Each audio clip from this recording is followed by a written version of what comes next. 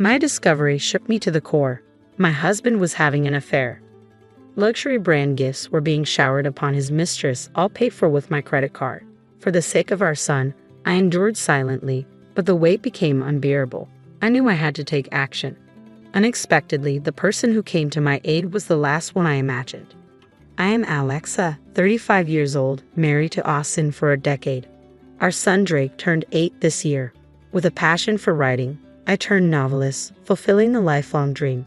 My debut mystery novel found success, leading to regular serialization and a busy schedule. Initially, Austin worked, but he quit when my writing became profitable. For the past few years, he spent his days idly, occasionally gambling. So when he dressed in a suit one day, claiming a job interview, I sensed something awry. "Why the suit?" I asked, catching him off guard. He hesitated before saying, "I have an interview." "For what?" "A job," he replied, a bit too quickly. Wishing him luck, I let him go, believing in his intention to change for our family's future. Yet when he returned at 1 a.m., reeking of alcohol and perfume, asleep on the sofa with his unlocked phone in hand, my curiosity overwhelmed me. I couldn't resist the urge to peek into my husband's smartphone. What's this?" I couldn't believe my eyes. It was undeniable. My husband was cheating. Even more shocking was his affair with my close friend, Ashley. They had been to a luxurious restaurant known for its stunning night views. The realization hit me like a ton of bricks. No way. Austin and Ashley. Why? Ashley had a husband too. I had trusted them both. Confronted with this unexpected truth, tears welled up uncontrollably. I tried to stifle my sobs, not wanting to wake Austin. But I needed evidence. Quietly, I transferred proof of the affair to my own phone, unsure of what to do next. The next morning, Austin acted as if nothing had happened. "Hey, Austin, about yesterday," I began cautiously. "Yesterday," he replied casually. "You mean when I said I had an interview but came home late?" I couldn't help but wonder what had really happened. My husband averted his eyes as if searching for an excuse. "Well, actually, I ran into a friend after the interview, so we ended up grabbing a drink." "A friend? Who?" "Someone you don't know. I don't have to explain everything, do I?" "Yeah, you're right." As expected, my husband concealed his meeting with Ashley. His demeanor made it clear he was having an affair. 1 month after discovering his infidelity, I remained uncertain of my next steps. I hadn't confronted him yet. I couldn't bring myself to. If I did, I knew it would spell the end of our marriage. If it were just me, I would have presented the evidence and filed for divorce immediately. But I couldn't bear to take Drake's father away from him. He was only 8 years old. During my confinement to our room, working away, Austin began going out more frequently. Yet this gave me a chance. I resolved to gather evidence of his affair while he was out. Searching through his belongings, I found several unfamiliar receipts. Apparently, he had purchased luxury items for women. But of course, those items were nowhere to be found in our room. I hadn't received those gifts from him either. There was only one explanation. Austin was giving Ashley those branded items. But where was he getting the money for that? He had been unemployed for some time, relying solely on the allowance I gave him each month.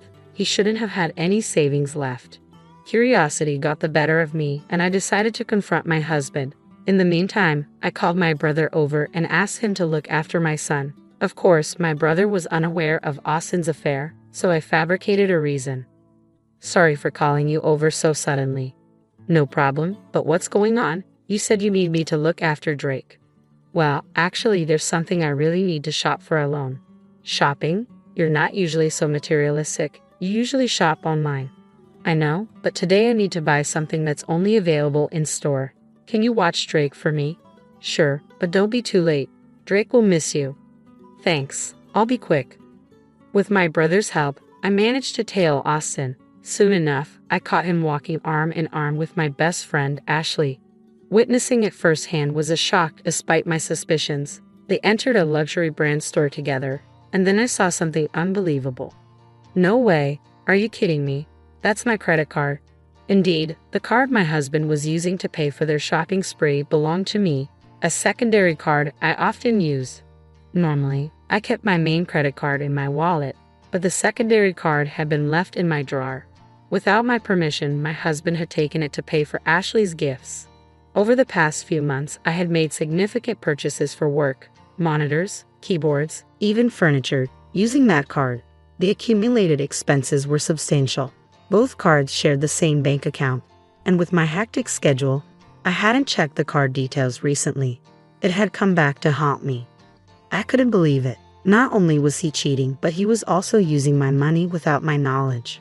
My love for him evaporated instantly. I blamed myself for not paying closer attention, but even so, forgiveness was out of the question. I gathered ample evidence, snapping countless photos of them together, before returning home in a daze. For the next few days, I obsessed over ways to retaliate against my husband. Whenever he was out, I meticulously combed through his PC. His smartphone and PC were since making it easy to scrutinize his exchanges with Ashley. Eventually, I discovered they were planning a trip during the upcoming holidays, a 4-day getaway. This is my chance, I thought grimly. I decided to exact my revenge during the same time as my husband's affair trip. However, there was one major obstacle, our son. Completing my revenge plan without Drake finding out about his father's affair would be challenging. So once again, I turned to my brother for help. I hate to ask, but could you look after Drake during the upcoming holidays? The holidays? You mean all 4 days? Yes, I have something important to take care of. Something important, huh? My brother replied with a knowing tone. His words made me uneasy. Alexa, stop trying to handle everything on your own. What do you mean? Austin's cheating, isn't he? How did you? I heard it from Drake. What? Drake? My young son had somehow sensed his father's affair, despite his tender age. He might not have fully understood the situation, but he knew his father's closeness to someone other than me was hurting me deeply. I thought I was hiding it so well from Drake. Why? It means Austin's actions are hurting you enough for Drake to notice, my brother reasoned. Are you really going to stay with someone who hurts you like this? But if I divorce Austin, Drake will be devastated. Just then, as if on cue, Drake appeared from the next room. It's okay, Mom. I'm on your side. Drake, are you sure?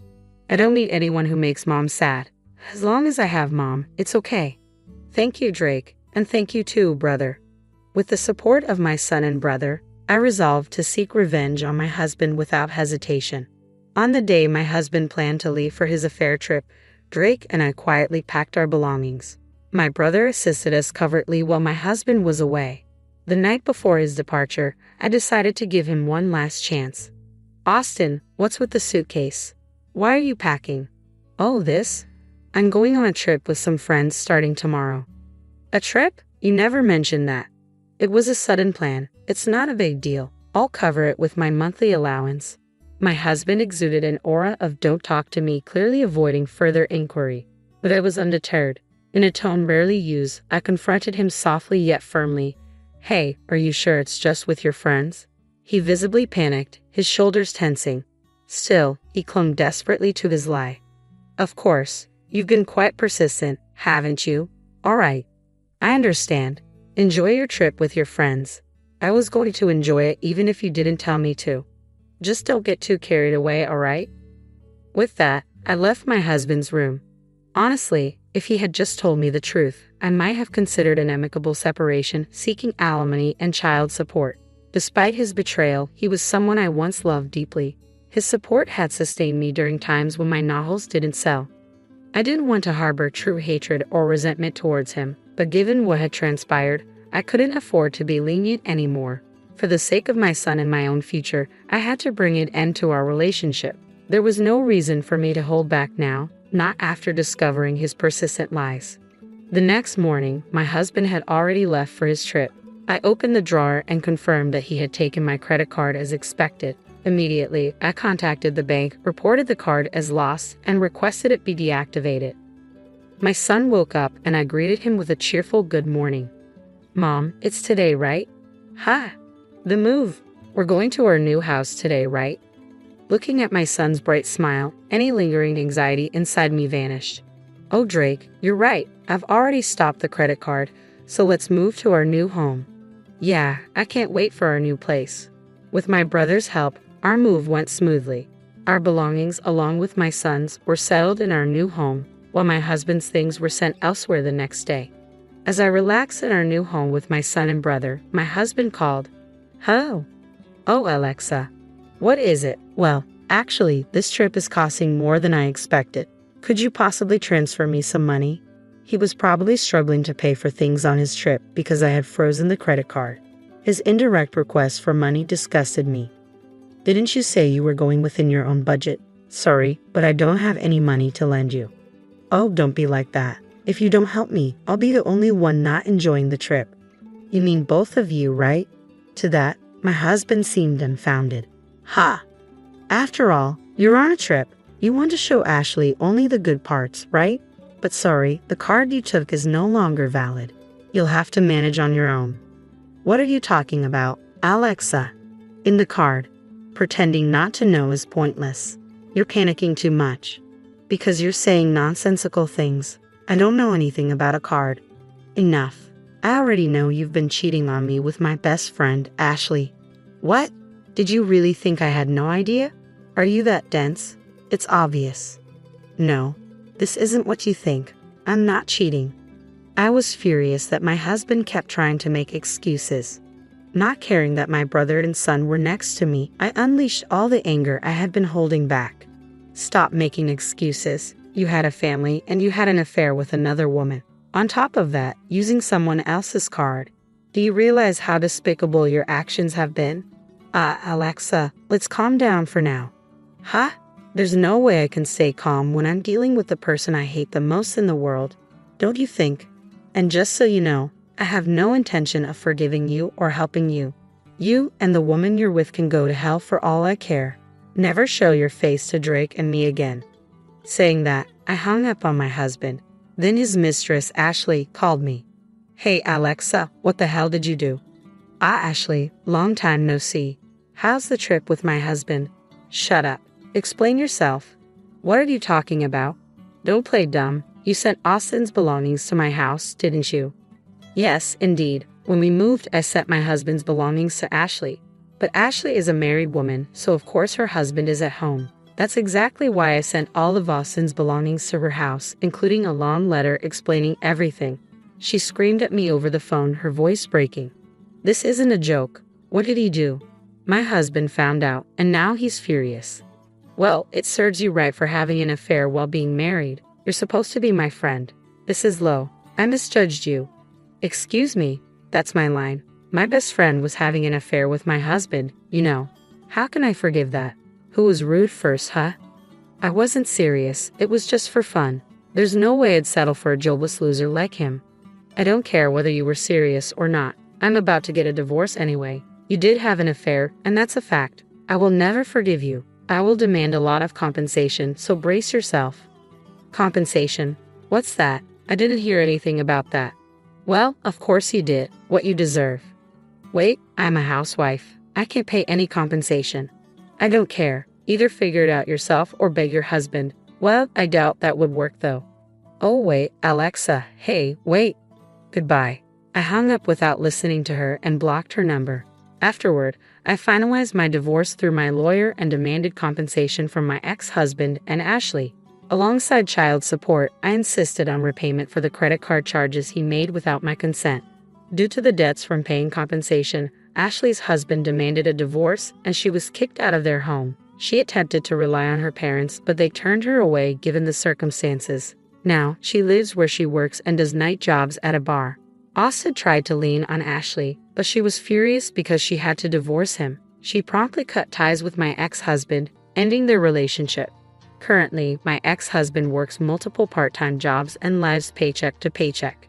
After being unemployed for so long, finding a stable job won't be easy for him. If he ever falls behind in alimony or child support payments, I intend to pursue him for the owed amount by any means necessary. As for me, I'm living peacefully in a new home with my son. His growth is remarkable, and every day is truly exciting. I aim to continue giving him lots of love, ensuring he never experiences sadness again. What the hell is going on? You didn't make lunch today. My husband abruptly yelled at me over the phone. He seemed irritated that I hadn't prepared his lunch and that I had been away from home. I told him to take care of himself while I was gone, but he retorted, "Look, you're a housewife, right? You skipped your studies to be one, remember?" He didn't seem convinced, making such a big deal about not having lunch for just one day. I was fed up with him. I did all the housework, and he would still take it out on me when things didn't go his way. My mother-in-law stood beside me, a faint smile on her face as she listened to my husband's yelling over the phone. My name is Emily. I live with my husband Nicholas and our 2 children, Seth and Ray, who are twin boys just 2 years old. Despite the challenges, I'm so happy being the mother of these adorable twins. Raising them is the source of my current happiness. Nicholas is a typical businessman. His family owns a Japanese-style confectionery store in a shopping arcade. I quit my job shortly after our marriage to help my in-laws with their store. I started working there with a light heart, but it turned out to be much busier than I had anticipated. I not only served customers with a colorful selection of wagashi, but I also made my own sweets in the back kitchen. I had to be in the kitchen from early morning to prepare the sweets on time, especially during the busiest times of the year. Even after the birth of my twins, I continued to assist at the store. Sometimes I would stand in the store with my children on my back. Their cries would sometimes carry through to the store even when I was babysitting them away from the shop. Despite all this, my husband was unconcerned about the confectionery business. "Hey, do you still have no plans to take over the confectionery business?" I asked him. We discussed it several times, but Nicholas seems to have no intention of taking over the business. "I'm not taking over the store. I've told you numerous times I'm not going to take over the store. Isn't wagashi so lame these days? The number of people in the shopping arcade is decreasing year by year, and if I take over the confectionery business now, I will have no future." Nicholas had no desire to take over his family's wagashia. Of course, he couldn't take over the store right now because he worked for a larger corporation, but I liked my in-laws' store and didn't want to see it go away. "Are you going to the pachinko parlor again today, Nicholas?" "Sure, of course I am. What I do on my day off is entirely up to me," he replied. On holidays, my husband always went out to play pachinko. He would even get in line as soon as it opened. Despite this, he ignored the housework. I did all the cooking, cleaning, and laundry, as well as the rest of the housework. Moreover, the most important aspect of child rearing was completely left to me. My husband spent his time at his own pace while I was busy with housework, childcare, and the confectionery shop. My in-laws are getting older, and my workload at the confectionery shop is increasing. Fortunately, they were extremely understanding of my situation. "Emily, you help us with the store, and we are very grateful. Thank you so much for everything," my mother-in-law would always say. She is a lovely lady who doesn't fit the typical mother-in-law stereotype. Her gentle and kind smile always warmed my heart. "I really need Nicholas's assistance. He no longer appears to be interested in the confectionery," she explained sadly. My mother-in-law always looked crestfallen whenever we talked about my husband. I suppose she really wants him to take over the company, but her husband refused to agree. "Well, we're lucky to have such a wonderful wife, Emily. We should stop being greedy." My mother-in-law would lavish praise on me. She valued my assistance at the store while I raised my children. When I was at the shop, she and my father-in-law would babysit the kids, which was a big help. My mother-in-law had become my go-to person, someone I could talk to about anything. Of course, she listened to my complaints about my husband. Ironically, the more distant I felt from him, the stronger my bond with my mother-in-law grew. The presence of my in-laws was very reassuring to me. Right now, life felt like a blur. Raising 2 children meant that each day flew by with no time to think about anything else.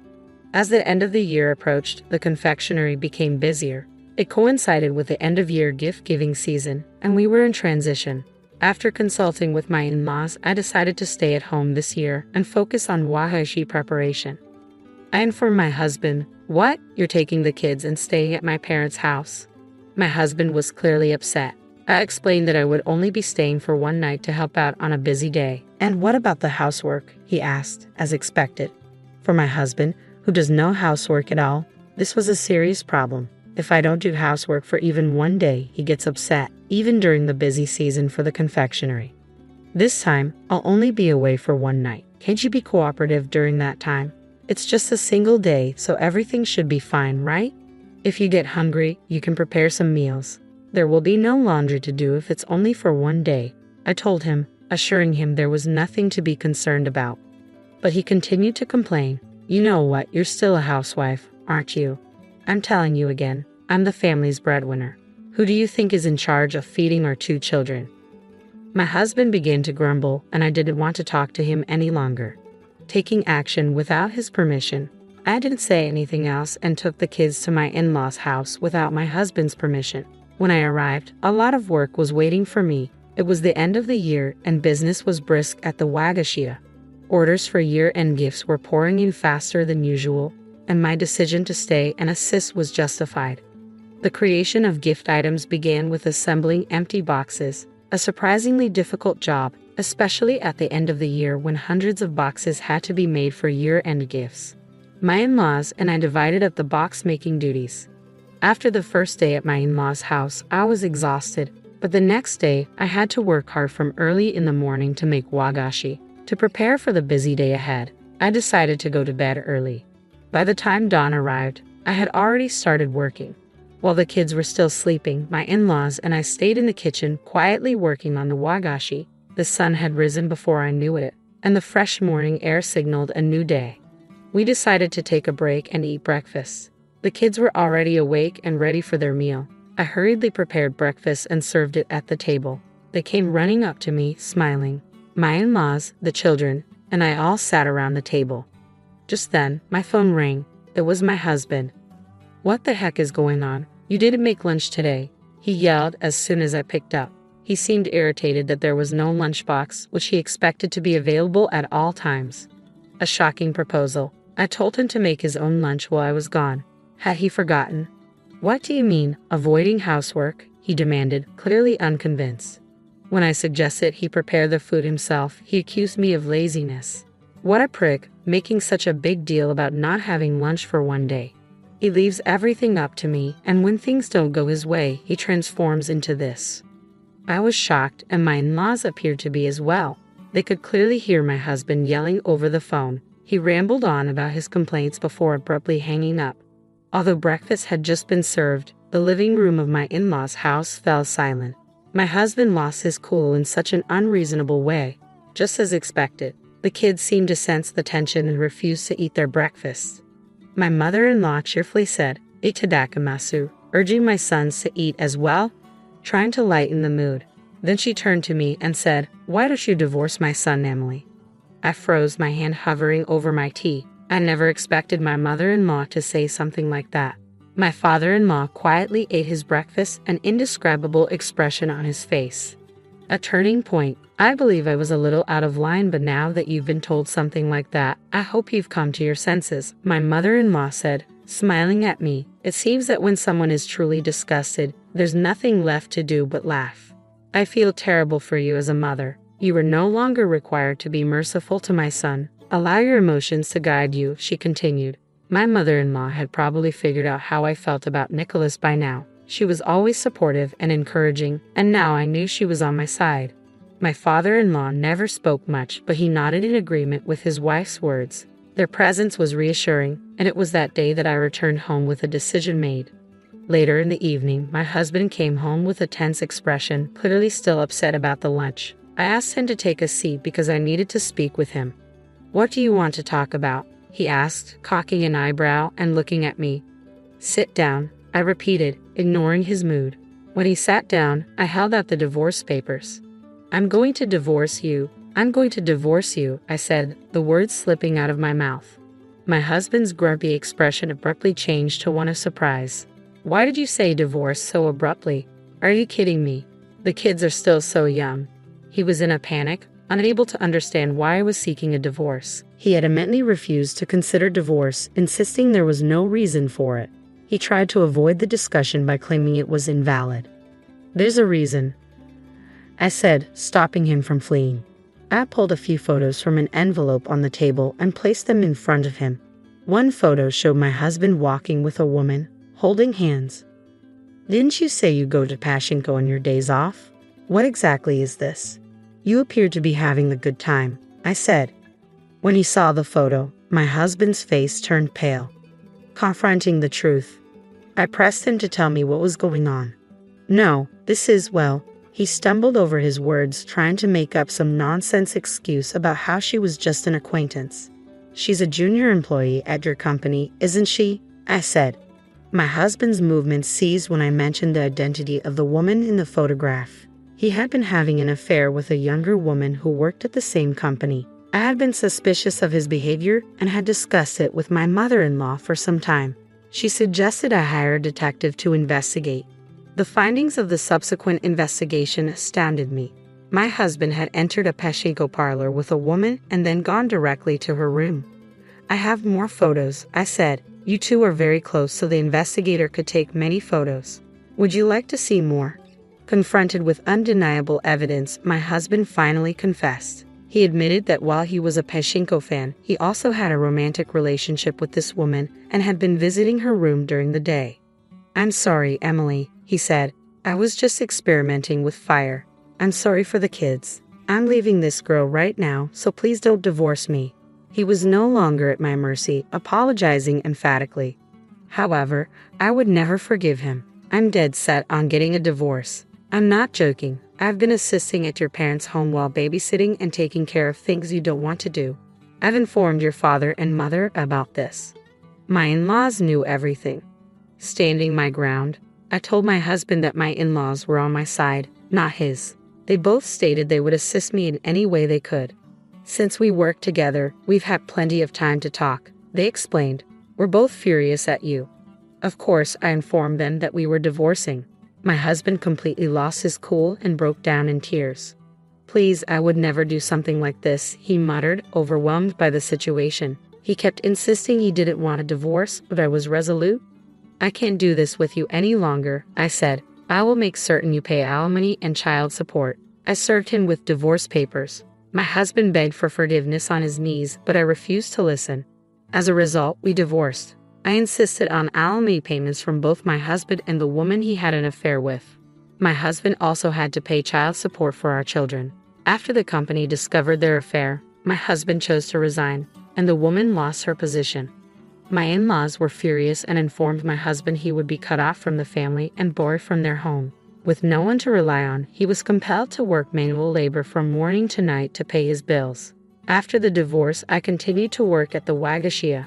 My in-laws asked me to stay, and I gladly agreed. I enjoy working in the store and, of course, need to support my children. My in-laws want me to run the store after they retire and plan to eventually give me both the store and their home. Naturally, I intend to take over. I will be the proprietress of the confectionery. I will continue to work hard and raise my children while looking forward to the future. Hey, my stuff got delivered to my parents' house. What's going on? Did you get the packages? I want you to leave, so I sent all your things there. Why are you saying this all of a sudden? I have a girlfriend. I've decided to leave you and marry her. What? Isn't that cheating? She's younger than you and doesn't nag. She's exactly my type. She's a complete upgrade from you. You don't stand a chance. Do you understand that what you're doing is cheating? Also, I'm about to have a baby any day now. I get it. You want me to take responsibility, right? I'll pay for the affair and child support. Is $220,000 or $40,000 enough for the affair and $1,000 a month for child support? While I was at my parents' house to give birth, my husband sent my stuff there. He didn't even try to hide his affair. For my high-income, elite husband, paying for the affair and child support isn't a big deal as long as he can marry his girlfriend. I'll give you more details later. I'll keep the house and live there with her. Don't come back. I believe there must be a God. Surely, God would punish my husband. Fine, I don't need you. Let's get divorced quickly. Yeah, I got it. I'll contact you soon. Thank you, I appreciate it. I don't want any more trouble. Right, I'm glad we can get divorced without any fuss. My husband misunderstood my final words of gratitude. I believe he will face difficulties soon. The house he said he'd take to live with his girlfriend. Actually, I'm Anna. I'm 29, and I work at a company. I'm shy and not exceptionally skilled at my job. Because of that, I thought of myself as a background character in society. But as I approached 30, my life took a dramatic turn. There aren't many good places near our office. There are good places, but they're either too small or too far from the station. It's hard to find one that fits our needs. I'm searching for a house with Ken, who will soon be my husband. We pore over materials from real estate agents and online listings, struggling to find the right place. Even though it's a hassle, I secretly enjoy looking for a house while snuggled up next to Ken. I always try hard to look seriously worried instead of letting my happiness show on my face. I'm at the peak of happiness. I'll give you more details later. I'll keep the house and live there with her. Don't come back. I believe there must be a God. Surely, God would punish my husband. Fine, I don't need you. Let's get divorced quickly. Yeah, I got it. I'll contact you soon. Thank you, I appreciate it. I don't want any more trouble. Right? I'm glad we can get divorced without any fuss. My husband misunderstood my final words of gratitude. I believe he will face difficulties soon. The house he said he'd take to live with his girlfriend? Actually, I'm Anna, 29 years old, and I work at a company. I'm shy and not particularly skilled at my job, so I often felt like a background character in society. But as I approached 30, my life took a dramatic turn. There aren't many good places near our office. The good ones are either too small or too far from the station. It's hard to find one that fits our needs. I'm searching for a house with Ken, who will soon be my husband. We pore over materials from real estate agents and online listings, struggling to find the right place. Even though it's a hassle, I secretly enjoy looking for a house while snuggled up next to Ken. I try hard to look seriously worried instead of letting my happiness show on my face. I'm at the peak of happiness. But when I said my life took a dramatic turn, I wasn't just talking about getting married. Marrying Ken, who works at a prestigious international company, added a big twist to my life. We live in different worlds, but we met through mutual friends, and surprisingly, Ken approached me first. I still can't believe it, so I often ask him, "Hey, what did you see in someone like me again?" Your modesty. Nowadays, a lot of women are strong and assertive, but I'm not into that. Ken always looks obviously annoyed when I ask the same thing repeatedly, but I love that he always gives me the same answer, even if he looks annoyed. When Ken calls me modest, he's talking about my shy nature. He initially approached me simply because he liked my looks. When I first heard that, I thought it was a bit rude, but over time he grew to appreciate my modesty. Given how happy I am now, I can forgive his rude comments. In contrast, what drew me to Ken was his decisive and confident nature. Keep gathering info on properties, and did you tell the wedding planner about the changes to the menu? I'm planning to call about the menu tomorrow. What? You haven't told them yet? Handle the important stuff promptly. Yeah, I'll be careful. Ken sighed and began tidying up the property materials. He often delegates various tasks to me, and perhaps because of his elite status, he sometimes talks down to me. We're not married yet, but is this what they call a dominant husband? Some people might find it hard to believe, but for a shy person like me, it's actually easier when someone directs me on what to do. That's why I believe Ken and I are a good match. As the wedding day quickly approaches, we still haven't found a place to live. Since we didn't live together before getting married, we really wanted to start living together right after the wedding. But since that seems difficult, we made a decision. We thought we'd rent until we had kids, but maybe we should just buy that house. Yeah, that seems the most realistic. Ken picked up one of the property brochures and placed it on the table. This house is nearly 40 years old, surrounded by newer houses. It has been unsold for some time. It's well maintained for its age, but it needs some work before it's comfortable to live in. Alright, we'll buy this house and renovate it right. Considering the renovation time, it won't be ready by the wedding, but it meets all our needs in terms of location and size. But are we okay to buy a house so suddenly? We're fine. Leave it to me. Ken looked confident. Most wives would be anxious if their husbands suddenly wanted to buy a house impulsively, but Ken's income is high and I also work, so it's not unreasonable. So we decided to buy a house right after getting married. Following my marriage, we even bought a house, and the elements of happiness were piling up at a faster and faster pace as if they were crushing my body. However, buying this house would later lead to an unexpected situation. After deciding to buy the house, we also had to find a contractor for the renovation. Of course, finding a contractor was my job. Since we'd be living there for a long time, I carefully searched for a contractor. However, with the wedding so close, Ken seemed to be getting impatient. Hey, did you find a contractor? Give me a little more time. I'm still looking.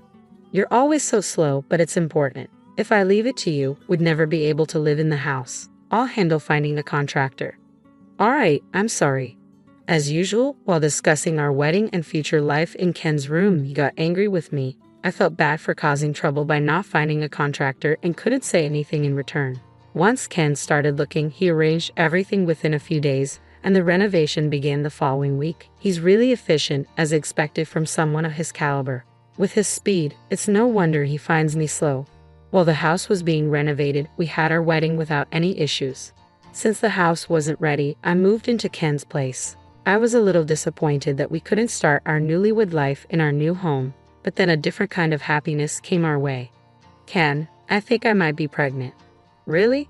Ken was overjoyed, bouncing around like a kid. We thought we wouldn't rush into having kids, but I didn't expect it to happen so soon. I felt the same way. We figured we'd have kids eventually and were just going with the flow, so discovering I was pregnant right after the wedding was a surprise. I'm glad we decided to buy the house. 2 months after the wedding, the renovation was finally complete and we could move in together. It was so run down, but now it looks amazing, right? With a baby on the way, it was a good purchase.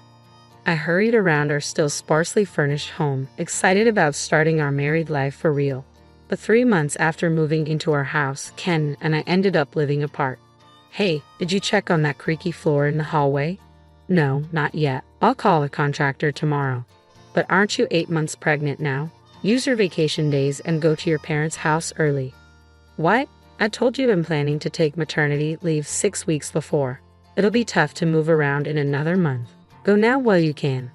Okay, got it. When Ken suggested I go back to my parents' house early, it made me slow down, lingering over my dinner.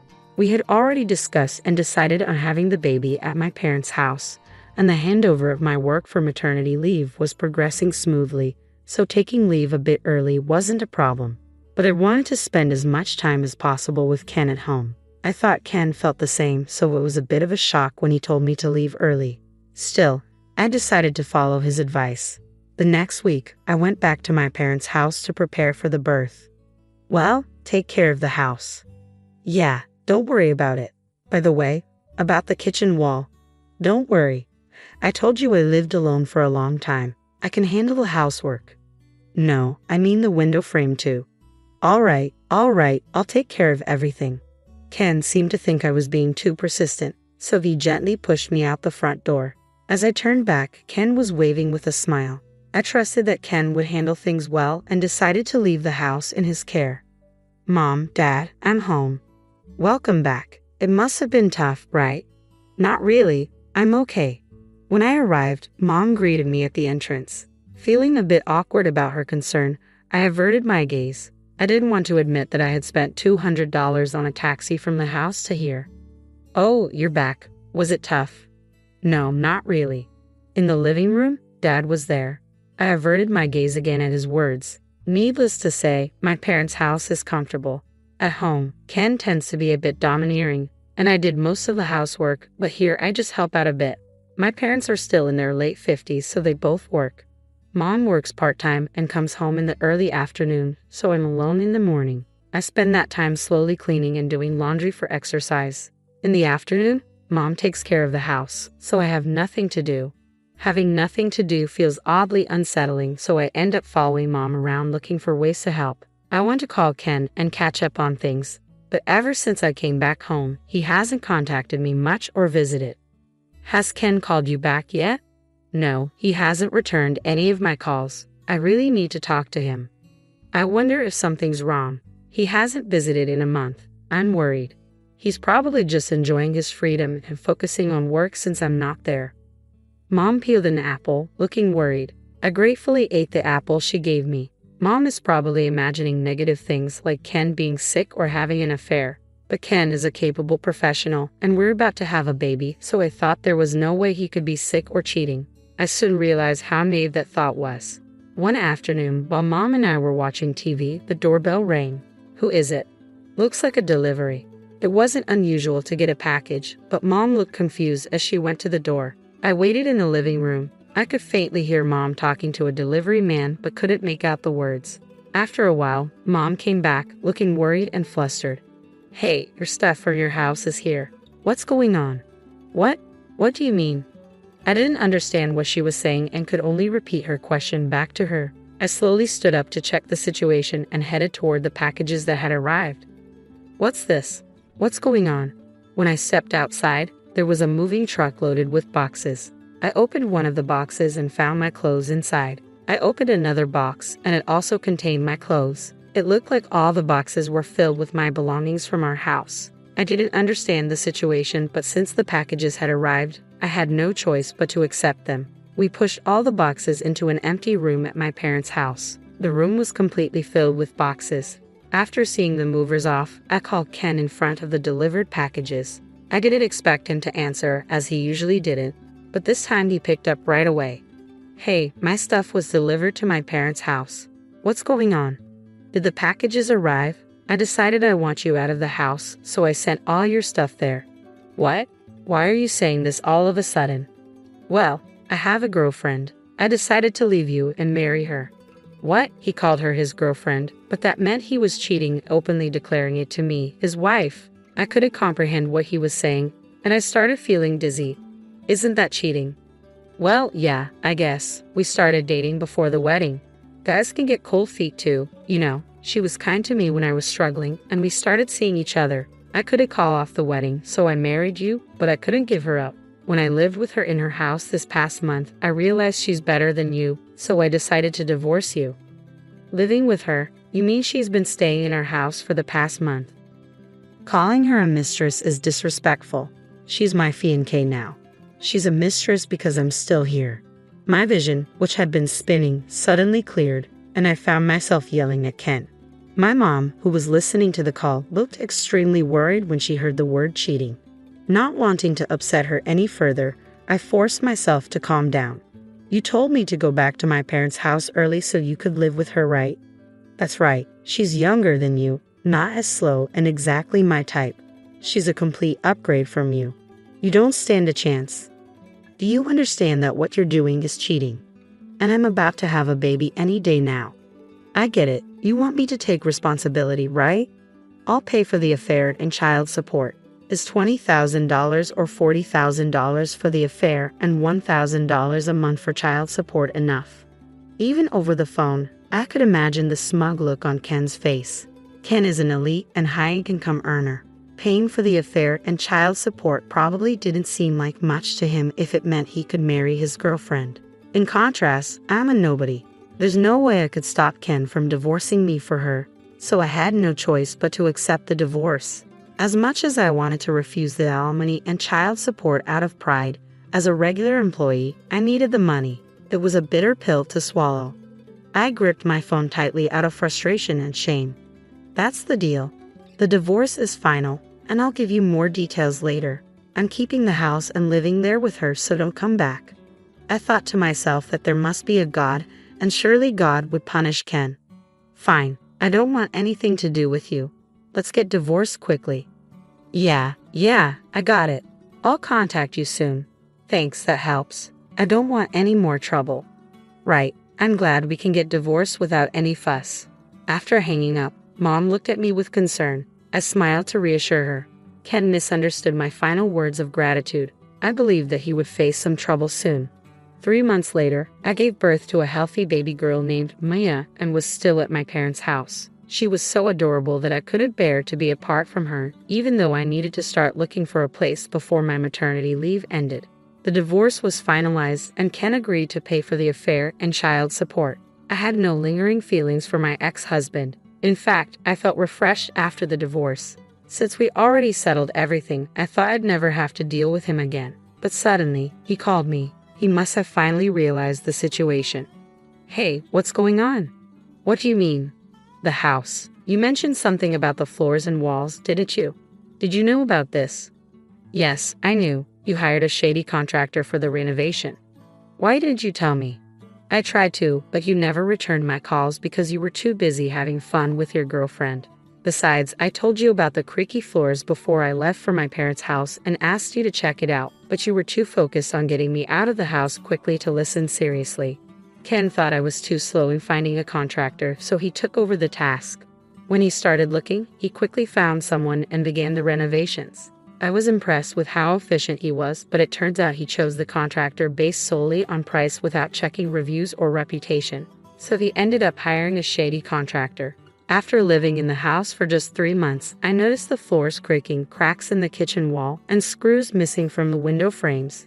After moving back to my parents' house, I looked into the contractor and found out they were scammers. I tried to contact Ken to tell him, but he never returned my calls, and we ended up getting divorced before I could tell him. Because of you, the response was delayed, and now I'm having disputes with the contractor. They're blaming us, saying we lived in the house wrong for 6 months, causing the damage. The creaky floors, growing wall cracks, and poorly closing doors have all gotten worse. The house is a mess. That sounds like a terrible place to live. I've moved into an apartment to get out of the house. If I stayed, they keep blaming us for the damage. I'm talking to a lawyer, but for some reason, it looks bad for us. Still, I'm going to sue them. So your house is falling apart, and you're going to court. That sounds tough, but it's not my problem anymore. Is that why you called? That's right. If you'd told me about the shady contractor sooner, this might not have happened. So what? I mean, I'll keep paying $500 a month in child support, but can we lower the monthly payments for the $20,000 alimony? What? I was shocked that my elite, prideful ex-husband was suddenly asking me for a favor about money.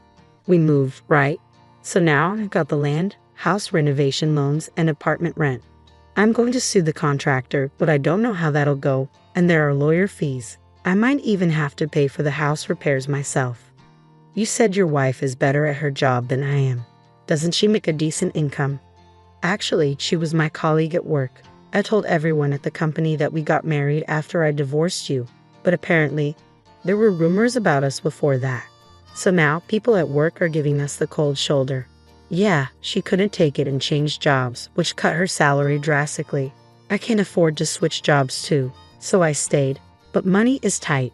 Ken had hired the shady contractor himself and was now having a huge dispute.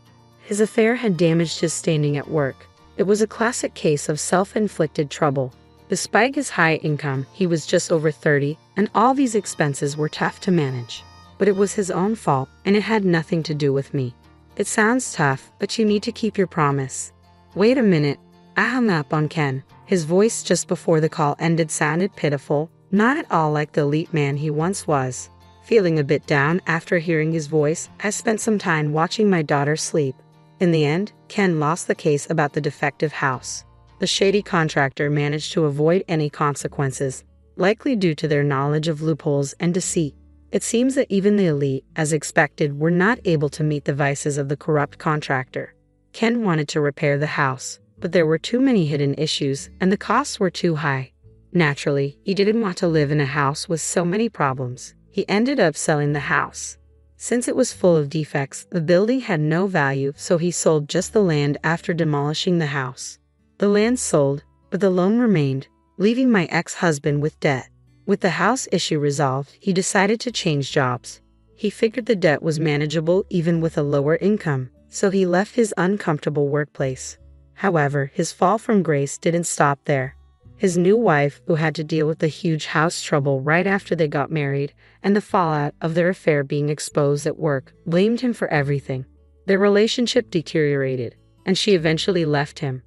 Now my ex-husband lives alone in an apartment with a lower income from his new job and monthly payments for his debt, alimony, and child support. His once luxurious life as an elite is now a life of frugality. He foolishly pursued an affair, losing his money, house, and family in the process. Love is indeed blind. I plan to start looking for an apartment for my daughter and me soon. When I talked to my company about my child, they agreed to let me work shorter hours, but I don't need to change jobs. I'm grateful for that. Returning to work will be challenging, so I intend to fully enjoy the precious time with my